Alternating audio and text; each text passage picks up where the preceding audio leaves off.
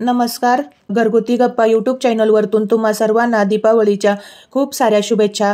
स्वागत आहे तुम्हा सगळ्यांचं घरगुती गप्पा यूट्यूब चॅनलवरती. दिवाळीची लक्ष्मीपूजन कसे करावे व अगदी साध्या सोप्या पद्धतीने कशी करावी याबद्दल माहिती बघणार आहोत. त्याचबरोबर मंत्र कोणते म्हणावे व या पूजेमध्ये कोणत्या वस्तू असल्याच पाहिजे याबद्दल संपूर्ण माहिती बघण्यासाठी हा व्हिडिओ शेवटपर्यंत बघा, स्किप न करता. आणि तुम्ही जर चॅनलला पहिल्यांदा बघत असाल तर चॅनलला लाईक, शेअर, सबस्क्राईब करा. चला तर मग लगेच व्हिडिओला सुरुवात करूया. दिवाळीतील सर्वात महत्त्वाचा दिवस म्हणजे लक्ष्मीपूजन. या दिवशी सर्वजण आपापल्या पद्धतीने घरामध्ये लक्ष्मीपूजन करतात. कारण या आश्विन अमावस्येच्या दिवशी संध्याकाळी जर आपण योग्य वेळेस योग्य मुहूर्तावर जर पूजन केले तर आपल्या घरातील लक्ष्मी कायम टिकून राहते. आपल्याला वर्षभर सुख, समृद्धी, ऐश्वर्य, आरोग्य, धन संपदा प्रदान करते. म्हणून या दिवशी लक्ष्मीपूजन हे आपण शुभ मुहूर्तावरच केले पाहिजे. आणि या दिवशी 21 ऑक्टोबरला लक्ष्मीपूजनाचा शुभ मुहूर्त मंगळवारी सायंकाळी 6:10 पासून ते रात्री 8:40 पर्यंत शुभ मुहूर्त आहे लक्ष्मीपूजनासाठी.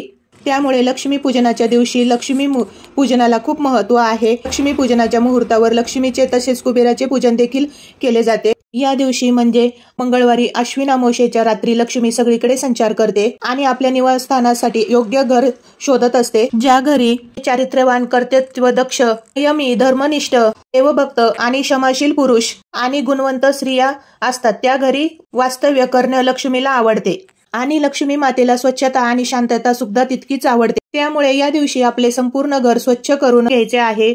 म्हणजेच आपला सर्व कचरा, अलक्ष्मी आपल्याला घराबाहेर काढायची आहे. या दिवशी अलक्ष्मीला हळदी कुंकू लावून मग तिला घराबाहेर काढायचे आहे. म्हणजे आपल्या घरातला जो कचरा आहे तिला सुद्धा आपल्याला पूजा करायची आहे. आधी हळदी कुंकू वाहून आपल्या घरातील सगळा कचरा बाहेर काढायचा व त्यासोबत आपली सगळी दारिद्र्यता जाऊ दे असं म्हणून प्रार्थना करून आपल्या घरातील सर्व कचरा काढून मग लक्ष्मीपूजनाला सुरुवात करायची.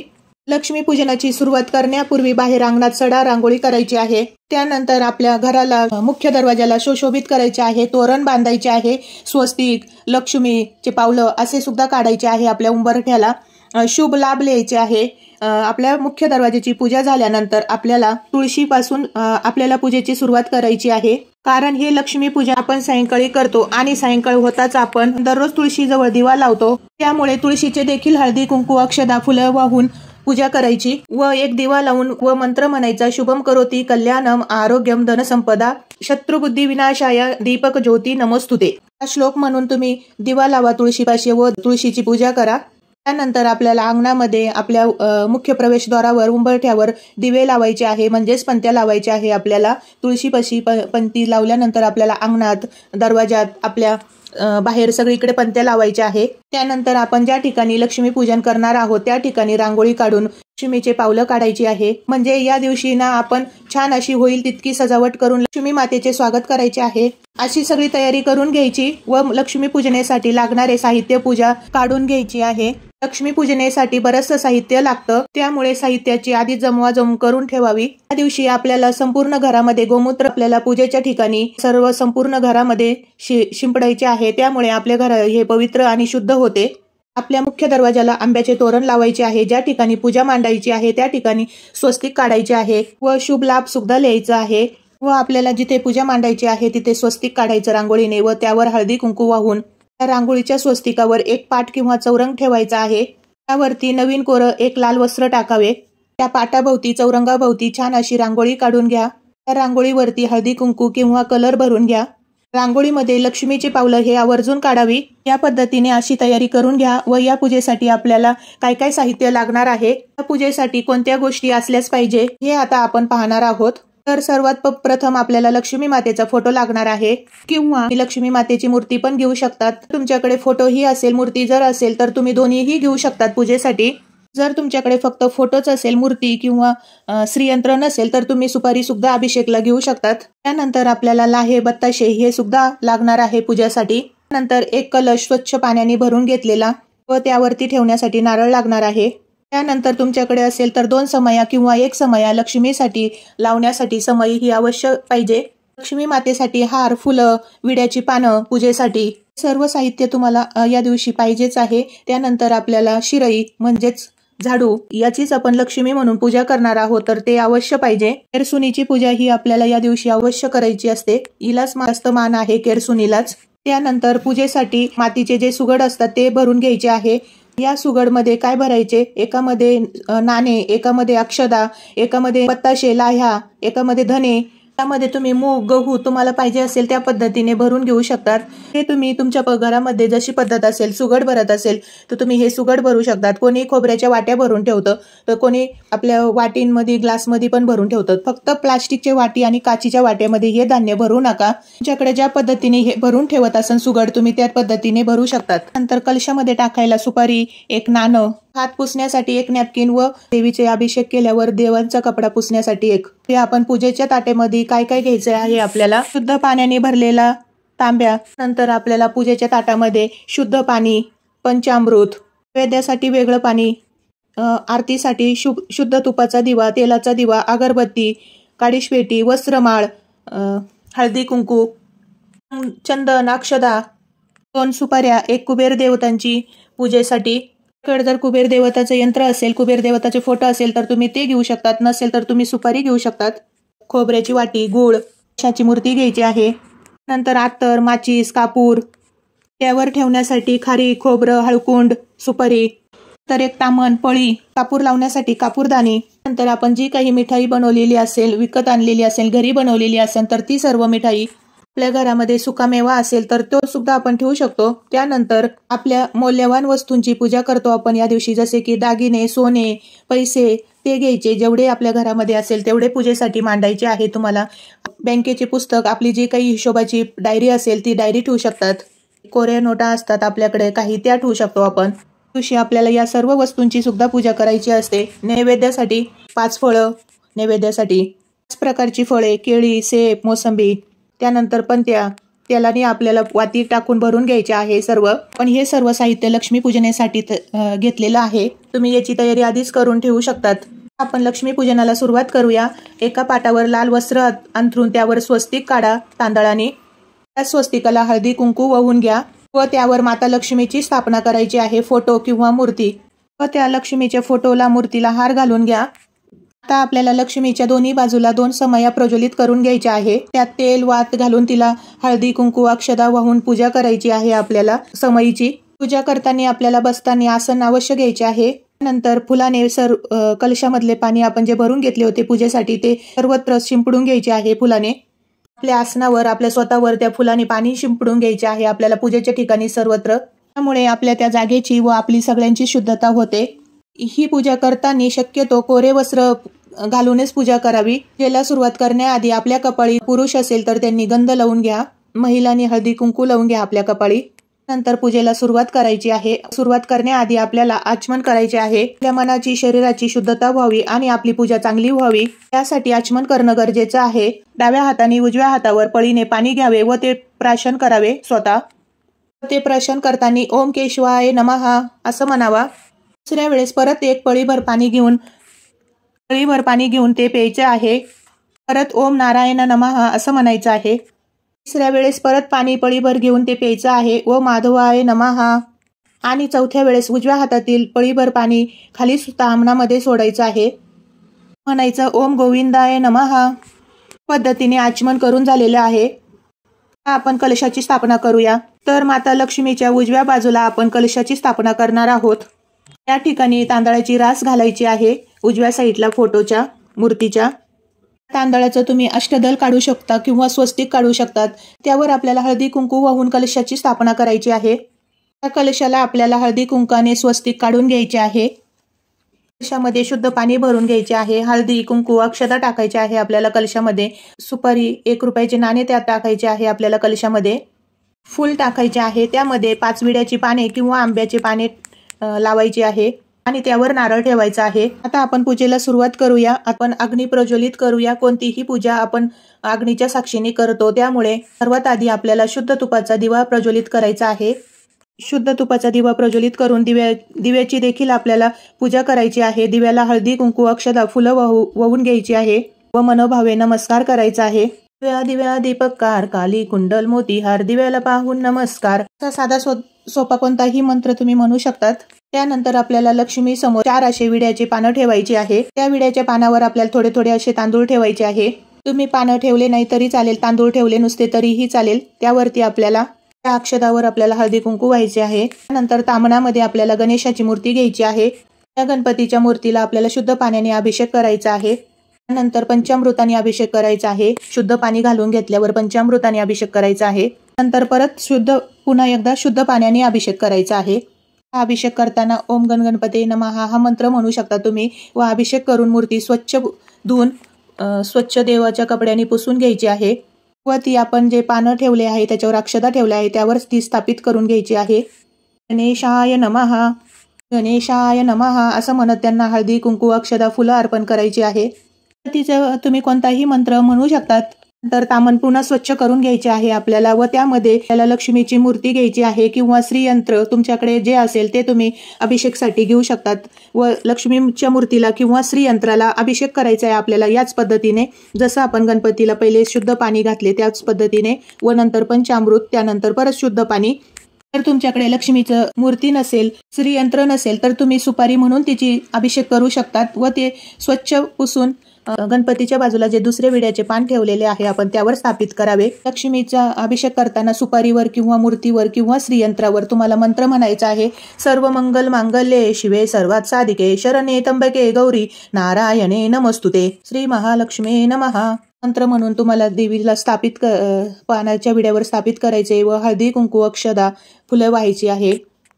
तुम्ही असा कोणताही मंत्र म्हणू शकता. तुम्हाला जो श्री महालक्ष्मीचा मंत्र येत असेल तर तो तुम्ही म्हणू शकतात अभिषेक करताना. नंतर आपल्याला दुसरे सुपारी घ्यायची आहे ती म्हणजे कुबेर देवताचं प्रतीक म्हणून. कडे जर कुबेर यंत्र असेल कुबेर देवताची मूर्ती असेल तर तुम्ही ती घेऊ शकता. जर नसेल तर सुपारी म्हणून कुबेर देवताचा अभिषेक करायचा आहे. पहिले शुद्ध पाण्याने अभिषेक नंतर परत पंचामृत आणि परत शुद्ध पाणी हे सर्व करून देवाच्या कपड्याने आपल्याला देव स्वच्छ करून घ्यायची आहे ती सुपारी व लक्ष्मी मातेच्या बाजूला जे पानं ठेवले आहे आपण त्यावर कुबेर देवताची पण स्थापना करून घ्यायची आहे. त्या दिवशी आपल्याला लक्ष्मी सोबत कुबेर देवतांची सुद्धा पूजा करायची आहे. त्यामुळे सुपारी घेऊन का होईना पण आपण कुबेर देवतांची स्थापना करणार आहोत लक्ष्मीच्या बाजूला. अभिषेक करताना आपल्याला मंत्र म्हणायचा आहे ओम श्री कुबेराय नमः ओम श्री कुबेराय नमः. कुबेर देवतांचा मंत्र म्हणत आपल्याला अभिषेक करायचा आहे व स्वच्छ कपड्यांनी पुसून लक्ष्मीच्या बाजूने आपल्याला स्थापित करायचे आहे. त्या पानाच्या विड्यावर ज्यावर आपण अक्षदा ठेवल्या आहे तिथं ती सुपारी स्थापित करणार आहोत. नंतर आपल्याला अजून एक सुपारी घ्यायची आहे तामणामध्ये व तिला सुद्धा अभिषेक ते करायचा आहे. ही दुसरी सुपारी आपल्याला सर्व देवतांचे प्रतीक म्हणून घ्यायची आहे किंवा कुलदेवताचं प्रतीक म्हणून. या सुपारीला सुद्धा आपल्याला अभिषेक करायचा आहे शुद्ध पाण्याने पंचामृताने. या अभिषेकाच्या वेळेस तुम्ही कुलदेवताचा मंत्र म्हणू शकतात. ओम श्री कुलदेवताय नमः ओम श्री कुलदेवताय नमः. नंतर सुपारी धुवून स्वच्छ पुसून घ्यायची आहे. आपल्याला विड्याच्या चौथ्या पानावर स्थापित करायची आहे. अशा प्रकारे आपण सर्व देवांना स्नान घालून स्थापना करून घ्यायची आहे. त्यानंतर आपली प्रथम पूजनीय गणपती बाप्पा आपले आराध्य दैवत गणपती बाप्पांची आधी पूजा करून घ्यायची. गणपती बाप्पांना चंदन हळदी कुंकू अक्षदा अर्पण करून घ्यायचे आहे. नमस्कार करायचा. नंतर श्रीयंत्राची देखील आपल्याला पूजा करायची आहे. देखील आपल्याला हळदी कुंकू अक्षदा फुलं अर्पण करायची आहे. देवीला लाल फूल असेल तर लाल फूल अर्पण करायचे आहे. त्या लक्ष्मीला लाल फूल अतिशय प्रिय आहे त्यामुळे लाल फूल अर्पण करायचे. तर आपल्याला कुबेर देवतांचेही पूजन करून घ्यायचे आहे. देवताला चंदन हळदी कुंकू फुलं अक्षदा वाहून घ्यायचे आहे. त्यानंतर आपण जी सर्व देवतांची सुपारी म्हणून घेतली आहे म्हणजे आपली कुलदेवता म्हणून ती देखील आपल्याला हळदी कुंकू अक्षदा फुलं वाहून घ्यायची आहे. या सर्व पूजा झाल्यानंतर आपल्याला मनोभावे नमस्कार करून घ्यायचा आहे. या सर्व देवांना आपल्याला कापसाची वस्त्र अर्पण करायची आहे. नंतर आपण आता लक्ष्मीची पूजा करूया.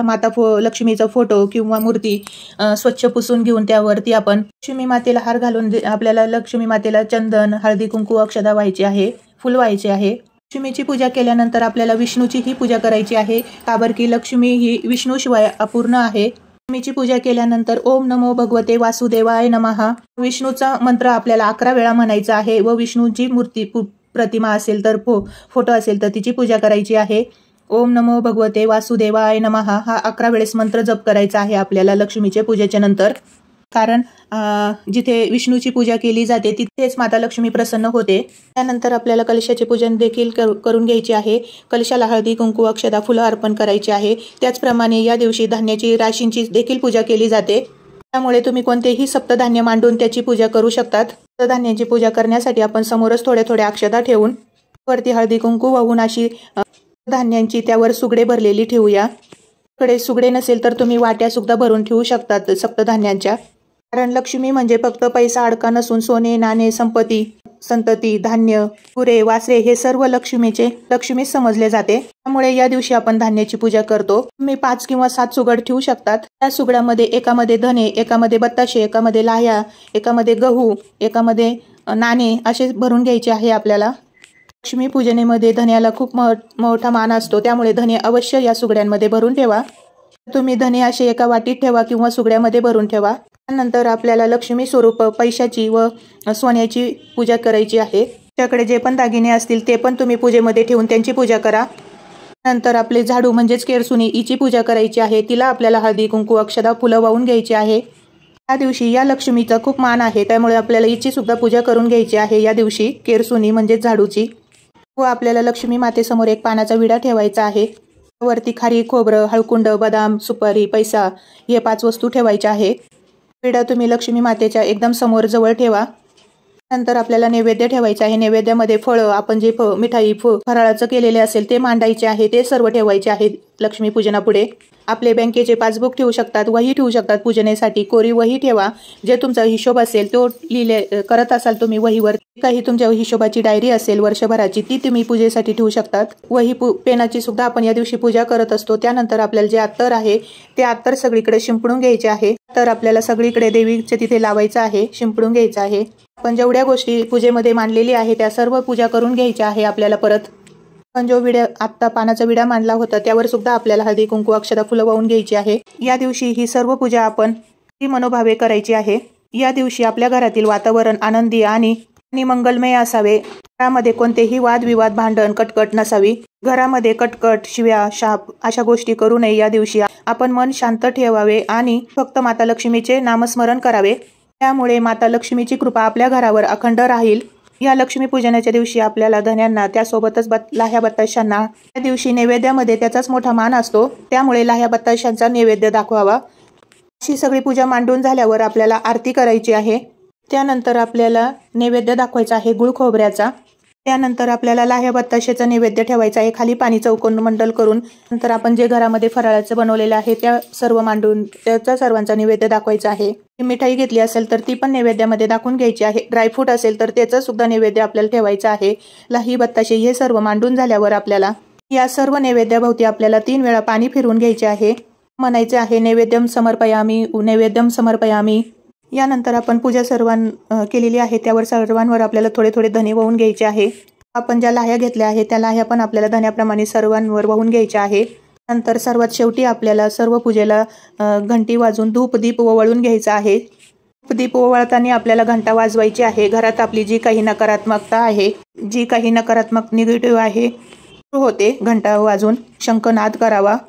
या दिवशी बरेच जण नैवेद्यासाठी पुरणपोळी करतात। तुम्ही जर पुरणपोळीचा नैवेद्य केला असेल तर तो सुद्धा भरून ताट आपण देवीला दाखवावे।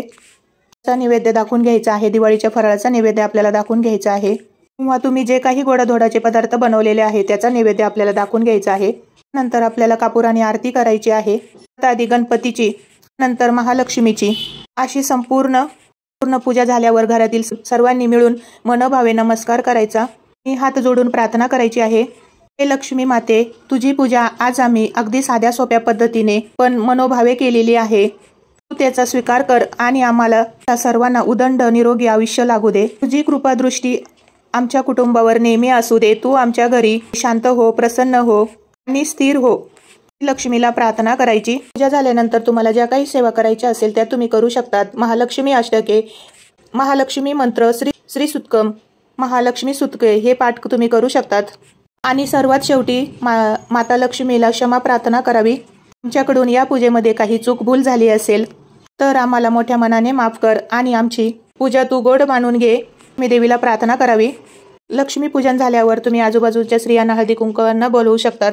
तर अशा प्रकारे आपण लक्ष्मी पूजन केले आहे। प्रत्येक भागानुसार ही पूजा करण्याची पद्धत थोडीफार वेगवेगळी असू शकते।